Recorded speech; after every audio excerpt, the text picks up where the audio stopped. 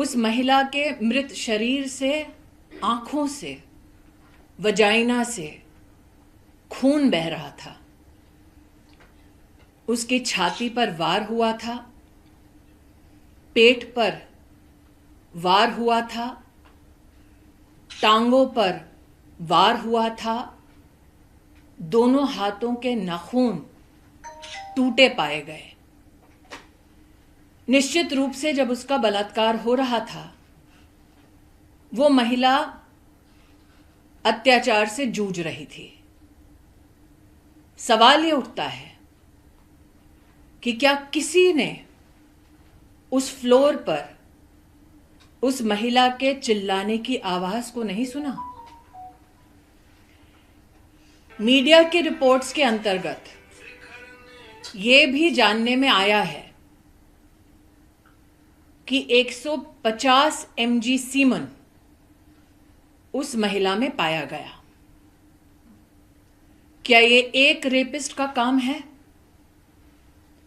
क्या ये संभव था कि वो व्यक्ति उस महिला को रेप भी कर रहा था, टांगे भी तोड़ रहा था, हाथ भी तोड़ रहा था, आंखें फोड़ रहा था, छाती पे मार रहा था, पेट पे मार रहा था, वो महिला चिल्ला रही थी और ना कोई सुन पाया, और ये सारा कृत्य उस एक रेपिस्ट ने अकेले किया? वो कौन है जिसकी वजह से अस्पताल में वो रेपिस्ट आश्वस्त था कि वो रेप करने के बाद घर लौट सकता है? वो कौन है जिसने इतने जघन्य अपराध के बाद भी अस्पताल के उसी फ्लोर पर रेनोवेशन जारी रखा? क्राइम सीन कितना बड़ा है, अस्पताल में ये किसने डिसीजन लिया? वो कौन है पुलिस में जिसने इस महिला के माता पिता को फोन कर कर ये कहा कि लड़की ने आत्महत्या की है? उस ऑफिसर के खिलाफ अब तक क्या कार्रवाई हुई है? उस ऑफिसर को किसने निर्देश दिया, इंस्ट्रक्शन दिया कि वो लड़की के माता पिता को ये कहें कि सुसाइड हुआ है? वो ऑफिसर और उसका अगर सुपीरियर ऑफिसर है तो वो इस निष्कर्ष पर कैसे पहुंचे, और अगर किसी के इशारे पर पहुंचे तो वो व्यक्ति कौन है? सवाल ये भी उठता है कि रेपिस्ट निश्चिंत है, लेकिन प्रोटेस्टर्स पर मॉब आकर हमला करती है। ये कैसे संभव है कि गुंडों की एक फौज इकट्ठी होती है शहर में और पुलिस को पता तक नहीं चलता? ये कैसे संभव है कि गुंडे आकर, मॉब आकर अस्पताल में तोड़फोड़ करते हैं और मीडिया की रिपोर्ट ये कहती है उन चीजों के साथ तोड़फोड़ करते हैं जो शायद एविडेंस का हिस्सा है? आज मैं सबसे गुजारिश करती हूं, सबसे निवेदन करती हूं, हम में से कई हैं जो मीडिया में हैं, पॉलिटिक्स में हैं, साधारण नागरिक का जीवन जी रहे हैं। निर्भया के निर्मम कांड के बाद हम सब हिंदुस्तानियों ने आवाज उठाई थी। कानून में भी बदलाव लाया गया, कानून को सख्त किया गया।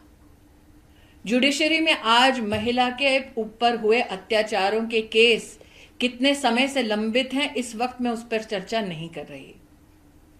जो प्रोटेस्टर्स इकट्ठे हुए कलकत्ता शहर में, वो शायद एक दूसरे को ना जानते हैं, ना कभी किसी ने किसी से एक दूसरे का धर्म पूछा, ना रीजन पूछा, ना जाति पूछी, ना वोट प्रेफरेंस पूछा।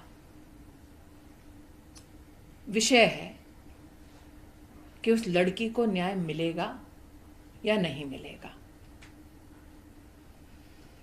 मैं आज हर उस प्रोटेस्टर से जो सड़कों पर उतरा है इस महिला को न्याय दिलाने के लिए, उनसे कहना चाहती हूं, पश्चिम बंगाल के हर उस नागरिक के साथ जो इंसाफ की तलाश में है, पूरा देश एकजुट होकर खड़ा है। लेकिन हमें सवालों पर वापस ध्यान केंद्रित करना है। एक लड़की का बलात्कार होता है अपने ही अस्पताल में, वो चिल्लाई तो किसी ने अस्पताल में सुना नहीं। उसकी टांगे तोड़ी गई, पेल्विक रीजन तोड़ा गया, हाथ तोड़े गए, नाखून उखाड़े गए, छाती पर मारा गया, पेट पर मारा गया, आंखें फोड़ी गई, वजाइना से ब्लीड कर रही थी, आंखों से ब्लीड कर रही थी, और ये सब एक रेपिस्ट ने किया। सवाल कई हैं, जवाब का इंतजार जनता को है। मैम, मुख्यमंत्री ममता बनर्जी ने कुछ देर पहले ही उन्होंने भी एक प्रोटेस्ट रैली मार्च किया है। उसमें वो कह रहे हैं कि जो मुझे पता चला कि आरजीकर में जाकर सीपीएम और भाजपा ने तोड़फोड़ की है 14 तारीख को। मैं दोबारा कहती हूं, तेरा रेप मेरा रेप की पॉलिटिक्स को बंद करें ममता दी। क्या अब लड़की के बलात्कार के लिए, उसके इंसाफ के लिए हिंदुस्तान की जनता तभी आवाज उठाएगी उस लड़की की और उस प्रदेश की पॉलिटिक्स को देखकर? और अगर ममता जी को लेफ्ट विंग से इतनी ही परेशानी है तो वो इंडिया अलायंस छोड़ दें।